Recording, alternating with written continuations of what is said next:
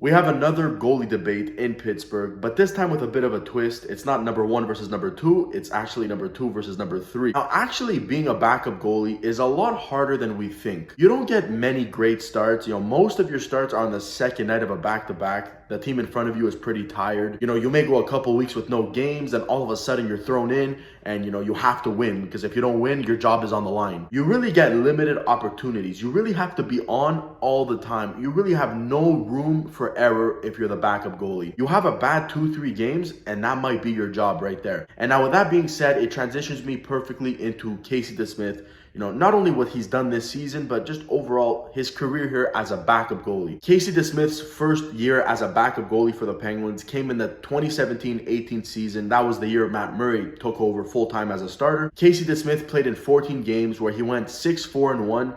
Not bad, pretty respectable as a backup goalie, but he had a .921 save percentage. That's very good for your backup goalie. The following season, he went from 14 to 36 games. He did see more time that season because Matt Murray did struggle and he was extremely hot. 15, 11, and 5, again, very respectable as a backup goalie, and a .916 save percentage, again, very, very good. Now that's two really good seasons from your backup goalie, and in result of that, he got rewarded with a pretty good contract for a backup goalie. In that offseason, the Penguins signed him to a 3-year deal worth $1.25 million per season. Although the contract was good for him and his family, it kind of hurt his NHL career because the next season, the Penguins had no cap. So DeSmith saw himself play in the AHL while Tristan Jarry, who was on a good rookie deal at the time, got the backup role for Matt Murray. So DeSmith had to be patient, toughed it out, played in the AHL, comes back the next year, which was last year. And again, a very nice backup season from Casey DeSmith. He's 3 for 3 so far to this point. He went 11-7-0 and put up a .912 save percentage. But here we are, year number 4, Casey DeSmith as the backup, and it's not looking too good this year. 3-3-1, I mean, that's not a terrible record, but an .888 save percentage, that's way below where it should be. And it goes back to my point I made previously. As a backup goalie, you have limited opportunities. You start struggling and your job is at risk. It's not like you're the starting goalie, where if you're the starter and you start struggling, the only option you have is leave him in there and hope he finds his game. I mean, the Penguins did that many times with Matt Murray in his years as the starter. But as the starting goalie, you have that luxury of, you're not playing too well, you're a bit cold, there's not many options. So you're going to play. You're going to have the opportunity to turn it around. Backup goalies don't have the opportunity to turn it around like that. The coach isn't going to put in the backup goalie to hope he finds his game. It doesn't work like that. He's just going to overplay the starter because there's not much faith in the backup. So Casey DeSmith is out. In comes the third string goalie, Louis Domingue. He gets his first and what could have been his only start of the season last game versus San Jose. And I say what could have been his only start because if he played bad or even average and the Penguins lost that game, and even if they won that game and he played average, most likely he would go back down when DeSmith is back. But oh my goodness, Louis Domingue played lights out. Not played well, incredible.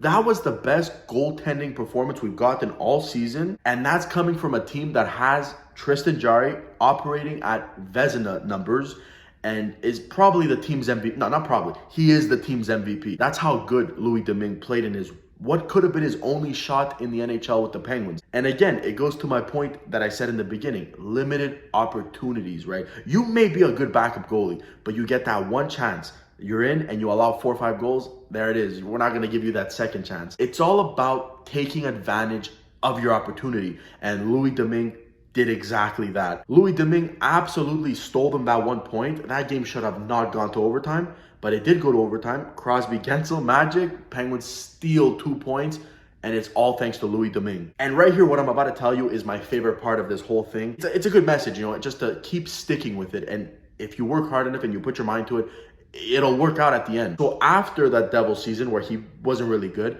the next season he signs with the Canucks. He played in 1 game, right? I don't think they signed him as a backup. He was just their AHL guy. Like the Penguins, he got up. A guy was out. He got the chance to play. In that 1 game, he allows 4 goals. Canucks lose. .882 final save percentage. Not good. That was his only chance in the NHL that season, unfortunately. The next season, signs with Calgary. Again, third stringer. Gets 1 game, 3 goals on 20 shots, Flames lose. That's it for him. Back to the AHL. Comes back into this season with the Penguins.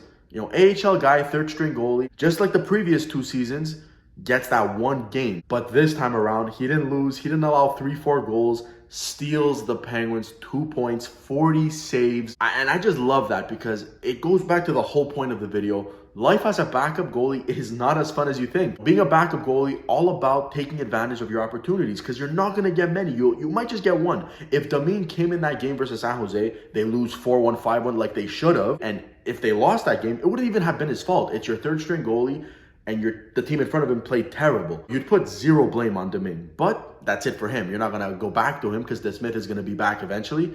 And you'll be back in the same boat, Tristan Jarry being great and just having a struggling backup. But for me now, Louis Domingue has earned another start for the Pittsburgh Penguins. Domingue earned himself another start. Now, I'm not saying he's earned himself the backup role, but he's earned himself and deserves another start for the Pittsburgh Penguins. Whether DeSmith is back or not, and I'm not saying he's lost his job yet, all I'm saying is Louis Domingue has earned and deserves another start for this team. Let's say he plays well and wins. That's 2 great games. Then you have yourself a little goalie backup debate, little competition. And I think you play Louis Domingue until he just doesn't play well anymore, right? It's possible. It's the life of a backup goalie. They're up, they're down. You keep Domingue while he's up. And eventually, if he does go back down, you have Casey DeSmith there ready. And, sometimes as an athlete, you like that competition. You want to prove that, this is my job. Let me, get it back. Then I say you give DeSmith the chance again. And all of a sudden, maybe DeSmith gives you good hockey, good games. Who do you think comes out on top of this little backup goalie feud?